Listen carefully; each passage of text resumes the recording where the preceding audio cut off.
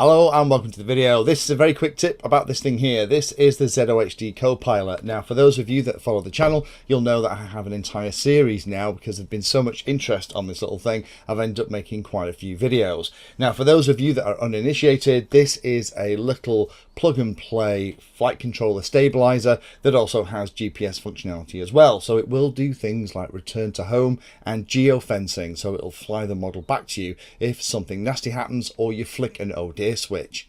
Now, the big question that this video is all about answering is I've had it an awful lot, and in the last video I did about common questions, I didn't cover it, and that was kind of my mistake, because lots of you out there have things like this or similar, which are Spektrum or Spektrum compatible radios. And the big question I'm getting is, will this work with a KoPilot?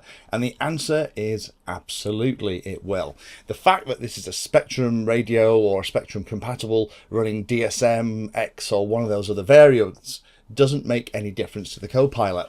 The KoPilot understands two different signals from the receiver that's in the model to the KoPilot itself. And let me cover what those are, and hopefully that will make it a little bit easier.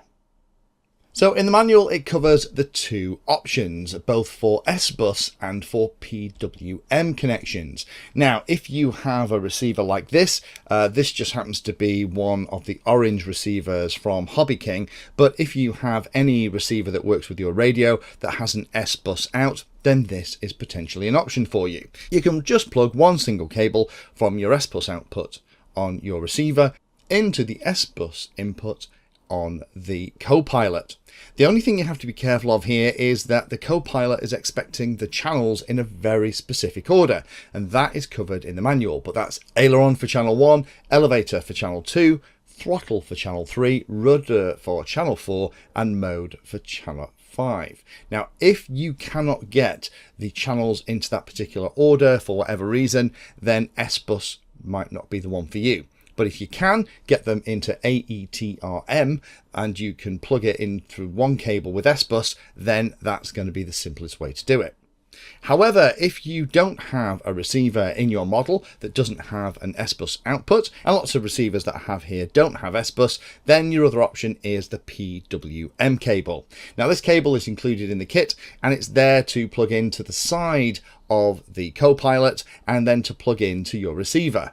Now, there are two parts to the cable. The first one, which looks like a standard servo cable, is actually channel 5, the mode channel, and this also supplies the 5 volts and grounds that needs to power the receiver. So by plugging this into whichever channel and the receiver is going to be your mode channel, that's going to work fine. Now, I would normally use something like gear on one of these kind of receivers, so I would plug that particular cable into channel 5, and I will map and use my gear switch to change the modes on the KoPilot. Now, the only thing that you need a little bit of thought about is if you look in the manual, it's quite clear that the very first cable in the connector, the one that has the little arrow on it, is aileron, and it matches the same channel order by default that it's expecting on S-Bus. That's aileron for channel 1, elevator for channel 2, throttle for channel 3, and rudder for channel 4.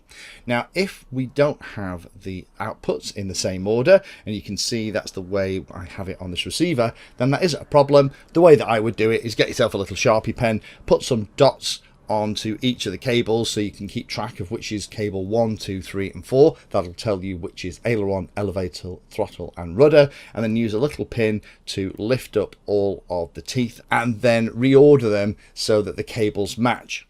So in this particular instance, throttle is the first pin on this one, so I need wire 3 to go into there. Next one is aileron, which is wire 1, that's going into there. Next one is elevator, which is wire 2, so that's going to go into that one, and rudder is wire 4, so that's the other way round. So moving those cables into those positions means that that will work.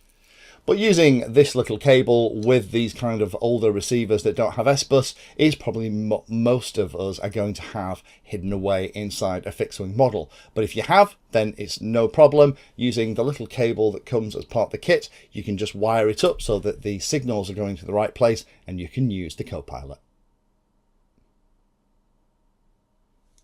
Thanks for watching the video and watching right to the very end. You can find me in all the usual places on social media, and if you like the video and like what I'm doing here, then hit the subscribe button and hit the bell notification icon too. If you really like what I'm doing, you can go the extra mile and become one of my Patreons for access to me directly for support, and also giveaways and regular updates too.